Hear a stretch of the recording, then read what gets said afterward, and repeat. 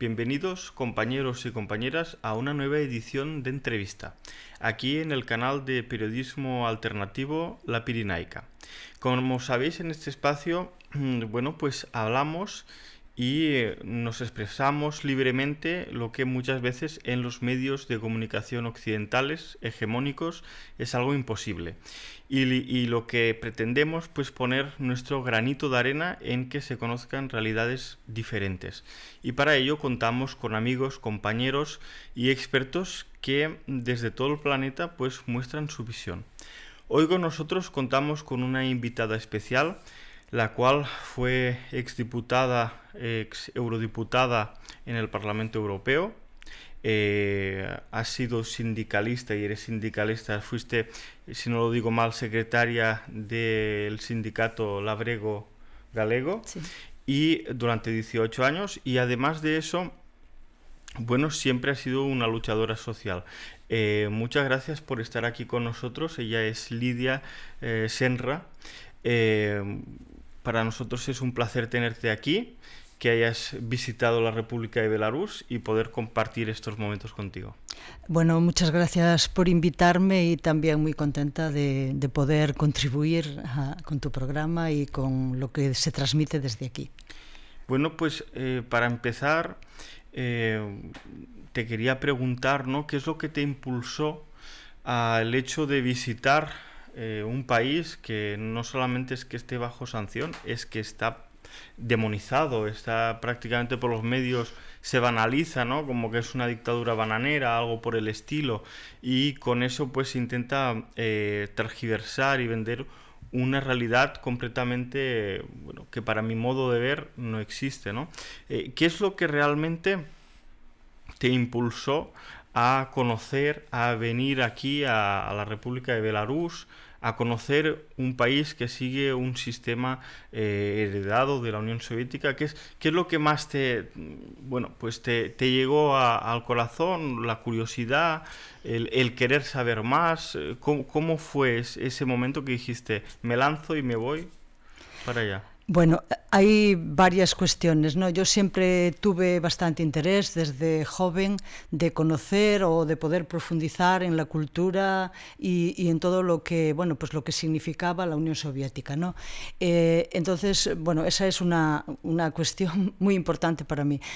Otra cuestión importante es que en estos momentos donde desde Occidente, desde el imperialismo, se está intentando reescribir la historia para borrar precisamente la gran aportación que han hecho el pueblo soviético y el ejército rojo en la lucha contra el fascismo y en la derrota del nazismo, pues me parece fundamental poder venir aquí, poder visitar todo lo que, todos los museos, todos los memoriales, cómo se recoge toda la historia, me parece muy importante para personas como nosotros y nosotras. Bueno, en esta delegación estamos varias personas, como nosotros y nosotras, que no creemos lo que nos cuentan y que queremos pues ver, estar y contribuir a mantener viva esa llama, ¿no? Sí, que de hecho no lo mencionábamos al principio, pero tú has venido como miembro de una delegación de, me parece que sois más de 15 personas o 14 personas, Sí. 14, perdón. Y o sea que cada vez hay más interés en conocer el país. Eso es una cuestión muy positiva porque es necesario que la gente no simplemente se crea lo que le han dicho desde el sillón de su casa los medios de comunicación, o que no se crean lo que decimos nosotros, que vengan y que con sus propios ojos lo vean por sí mismos. Claro. ¿No? Precisamente me gustaría tocar el tema de la agricultura, ¿no? Como es una de tus especialidades, un tema que has tocado, ¿no? Que más de 18 años, que se dicen rápido, has estado pues al frente del sindicato y pues que te une mucho con la tierra, ¿no? La tierra galega. Yo te quería preguntar, yo sé que aquí en Belarus habéis visitado coljoses, habéis estado por diferentes lugares, y te quería hacer esa pregunta, ¿no? ¿Cuáles son las mayores diferencias entre la realidad que tú ves al día a día en el Estado español y lo que tú has podido ver aquí en lo que al agro se refiere? Bueno, yo creo que una de las cuestiones más importantes desde mi punto de vista y que es una diferencia fundamental es que aquí la tierra sigue siendo propiedad pública. Y en el Estado español la tierra es propiedad privada. Y ahora mismo estamos afrontando luchas muy importantes en Galicia y en otras partes del Estado español contra pues, grandes empresas que están comprando tierra porque como consecuencia de las políticas agrarias europeas se ha ido destruyendo el pequeño campesinado, el mediano campesinado, los pueblos se están vaciando y finalmente pues esas tierras se están poniendo a la venta y están cayendo pues en manos de grandes empresas, en manos de inversores, en manos, en fin, de capital, del capitalismo, y que seguramente en el futuro va a ser muy difícil de recuperar y no solo la lucha es por la acaparación de tierras en base a la compra, sino también en grandes proyectos como huertos solares, como grandes parques eólicos o parques eólicos, minería, etcétera, que estamos sufriendo pues un ataque muy fuerte y estamos pues organizándonos y luchando muy fuertemente por la tierra. Decir también que ahora en estos momentos es muy difícil para un campesino o campesina que se quiera instalar en la agricultura allí que pueda acceder a la tierra si no tiene pues algún familiar o su propio padre, su propia madre que tengan algo de tierra, ¿no? Entonces, bueno, para nosotros es una lucha fundamental y bueno, es una gran diferencia, claro. Nosotros siempre hemos reivindicado que, bueno, la tierra tiene que servir para quien la trabaja, para el campesinado, y que no puede que además tiene un fin social, que es el de generar o el de poder producir la alimentación que una sociedad necesita, que un pueblo necesita, ¿no? Sí, porque al final la seguridad alimentaria es de lo que muchas veces se calla o no se habla o es necesario tocar el tema, porque si un Estado no puede ser soberano en lo que pues a los productos del campo se refiere, pues cómo va a ser soberano en otras áreas, ¿no? Empezando por el tema de la tierra. Y antes de irme a otras cuestiones que no tienen nada que ver, te quería preguntar también por esta siguiente cuestión. Bueno, aquí en Belarus los koljoses y otras cooperativas agrarias, por ejemplo, no solamente pues se genera beneficio y se pagan los sueldos a los trabajadores, se emplea ese beneficio también en maquinaria o en lo que sea, sino que además tiene el fin social pues de crear pues centros cívicos, crear incluso hospitales en zonas rurales, de crear otro tipo de infraestructura como pueden ser piscinas municipales, como pueden ser otras infraestructuras. Eso, incluso esos koljoses tienen sus propias tiendas que a su vez emplean a gente de otro sector, ¿no? Que sería el sector terciario, como son la gente que vende los productos y demás.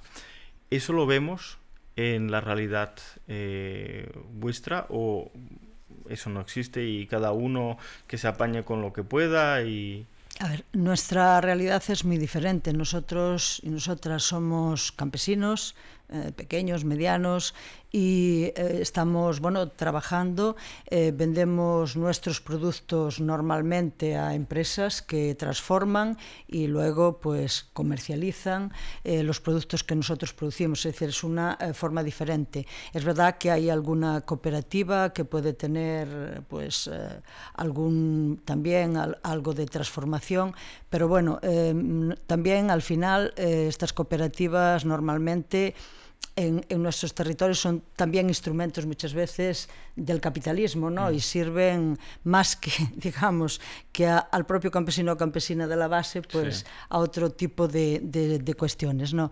Entonces, bueno, en ese sentido es totalmente diferente. Nuestra lucha es la lucha del campesinado, la lucha fundamentalmente contra las políticas agrarias que se nos han impuesto a través de la entrada en la Unión Europea y también a través de acuerdos de libre comercio regulados o con las bases de la Organización Mundial del Comercio. Y tengo que decir también que a nivel internacional existe una coordinación de las organizaciones campesinas que estamos llevando adelante y hemos llevado adelante una fuerte lucha contra estos tratados de libre comercio que normalmente lo que hacen es destruir a través de las políticas agrarias que se orientan fundamentalmente a la agroexportación, a la exportación de productos agrarios, están destruyendo los mercados locales y los mercados donde accede el campesinado de cada país, de cada pueblo,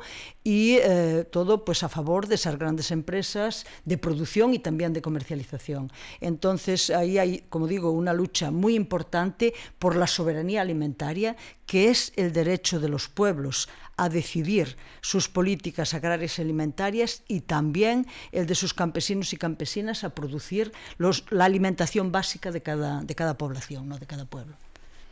Pues entiendo yo que valoras positivamente también lo que has visto aquí en el país, en Belarus, de cómo aún se mantiene esa propiedad pública de la tierra. Yo te quería preguntar, ya un poco para cambiar de tema, sobre sanciones, sobre bloqueos, aprovechando de que tú pues has sido diputada, ¿no? Eurodiputada en el Parlamento Europeo. Como todos sabemos, Bruselas desde hace bastantes años y ha estado imponiendo sanciones a la República de Belarus. Bueno, eso lleva ese proceso desde el año 96. Desde los últimos años pues se ha agravado bastante. Desde el año 2021 pues se impuso un bloqueo aéreo en el cual, bueno, pues los vuelos civiles provenientes de la Unión Europea no pueden entrar dentro del espacio aéreo de Belarus, pero también eso se aplica a restricciones en el comercio, tensiones en las fronteras, el tema de la escalada militar. Yo te quería preguntar, ¿por qué se está realizando esta política tan agresiva? ¿Realmente eso puede favorecer en algo a la economía o a la seguridad de la Unión Europea? A ver, yo creo que, bueno, las sanciones, el imperialismo occidente las utiliza como un instrumento para dominar y expoliar a los pueblos. Entonces, en el momento en que un pueblo quiere ser soberano y tomar sus propias decisiones, si no están en consonancia con los intereses de Occidente, pues normalmente se aplican pues sanciones vivimos lo que me preguntas tú, la situación de Bielorrusia, ¿no? Pero también vemos el bloqueo que ha sufrido y sufre, y ahora el cerco energético de Cuba. Vemos lo de Venezuela, que acaba con la intervención, la situación en Palestina, Irán, etcétera, ¿no? Cuando no consiguen por un lado, pues intentan hasta el final llevar adelante sus objetivos. Entonces, por lo tanto, creo que hay que condenar totalmente estas políticas de imposición de sanciones. Además, hay un doble rasero, porque mientras se aplican sanciones a los pueblos que quieren seguir su camino, al ente sionista israelí no se aplica ningún tipo de sanción, es más, se apoya. Entonces, me parece que es totalmente, son políticas totalmente rechazables y diría yo también criminales muchas veces, ¿no? Pues precisamente esa parte, ¿no?, de esa política de agresión, de tensión constante, con la República de Belarus, ¿no? Entre los países, no solamente ya como Unión Europea, pero también como OTAN, ¿no? Pues está llevando a una situación cada vez mayor, también en el sentido de cómo se están tratando a los refugiados, a los migrantes que están, bueno, pues están llegando desde Belarus y van hacia la Unión Europea, ¿no? Y quieren llegar a la Unión Europea. Y es muy curioso porque, por ejemplo, sí que es cierto de que en mayor o menor medida tiene mucho alcance mediático, por ejemplo, cuando pues en el mar Mediterráneo pues los migrantes se juegan la vida y van hacia Italia, hacia España, van hacia otros países como puede ser Grecia, ¿no? Y al final, pues de alguna manera esos estados acaban acogiendo a esos migrantes. A veces hay devoluciones en caliente, eso está claro, y hay agresiones de todo tipo, ¿no? Pero en lo general los suelen acoger, ¿no? Hay centros de acogida y demás. Pero resulta de que mismos países de la Unión Europea, mismos países de la OTAN, como es el caso de los países bálticos, Lituania, Letonia o por ejemplo Polonia, están cometiendo todo tipo de agresiones, incluso pues llegando al asesinato, como es el caso de más de 79 migrantes que, bueno, pues les torturaron de tal manera, les agredieron de tal manera que murieron a consecuencia de esas torturas. A otros pues simplemente los han apaleado, los han torturado, ¿no? Y han sobrevivido, pero tenemos el caso directo de 79 personas que los han tirado desde la frontera de esos países, ¿no? Hay una valla. En la misma frontera de Belarus hay una valla y hay una puertecita para animales.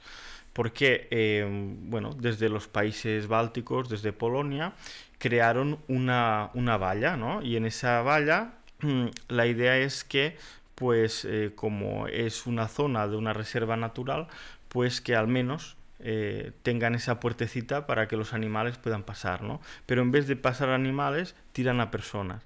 Y las tiran tanto vivas como muertas. Y la cuestión que yo quería preguntar, ¿no? ¿Cómo puede ser de que los medios de comunicación en Occidente este caso prácticamente pasa inadvertido, es ignorado, cuando son personas que las tratan peor que a las bestias, peor que, no sé. ¿Cómo puede ser que haya este doble rasero? De que se hable mucho de, por ejemplo, pues cuando los migrantes pasan hacia el Estado español o pasan a Italia o otros puntos, pero cuando sucede lo de aquí, prácticamente no se escucha, hay un silencio total. Bueno, yo quería antes terminar un poco la pregunta anterior con respecto al tema de la economía y seguridad y demás, ¿no? Porque nosotros ahora en el contexto de la Unión Europea, en el Estado español, estamos viviendo una situación de rearme, ¿sí? De políticas para favorecer el armamentismo y la militarización y bueno, eso va directamente a los presupuestos públicos, ¿no? Entonces, con ello lo que se está produciendo es una situación de inseguridad para las personas y para la clase trabajadora y para la clase trabajadora en general y para los pueblos en general, donde bueno, pues la precarización es cada vez mayor, las personas jóvenes no tienen trabajos y tienen trabajos muy precarios, donde es prácticamente imposible acceder a la vivienda. En definitiva, estamos viviendo unas situaciones cada vez más precarias y al mismo tiempo estamos viendo cómo los presupuestos se van para comprar armas y además contribuyendo al endeudamiento de los estados, ¿no? Recientemente en la Unión Europea se aprobó una solicitud que hizo el gobierno español para que se le permitiera aumentar el techo de gasto, porque sabéis que el techo de gasto está limitado en la Unión Europea en los presupuestos de los países, y en este sentido pues se va a permitir efectivamente superar ese techo de gasto siempre y cuando sea para utilizar para armamento, para la militarización, y bueno, esto será durante un periodo desde el 2025 hasta el 2028, y al final eso va con toda seguridad a generar una deuda mayor, y al final revertirá en ajustes que, bueno, pues que afectará pues a los servicios públicos, a las pensiones, etcétera, que ya en estos momentos también está afectando, ¿no? Eso con respecto a lo que me preguntabas. Sí. Con respecto a la cuestión de las personas migrantes, ¿no? Y de la migración.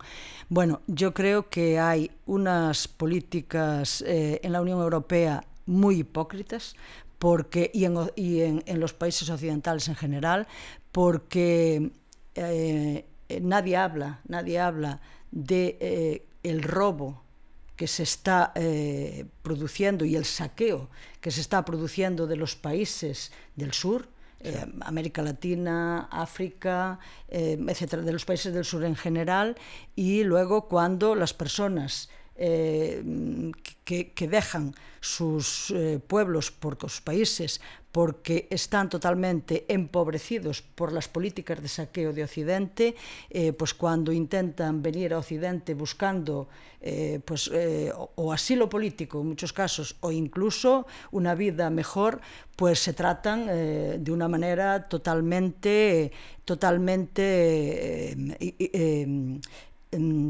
criminal, porque se está criminalizando la pobreza, la migración.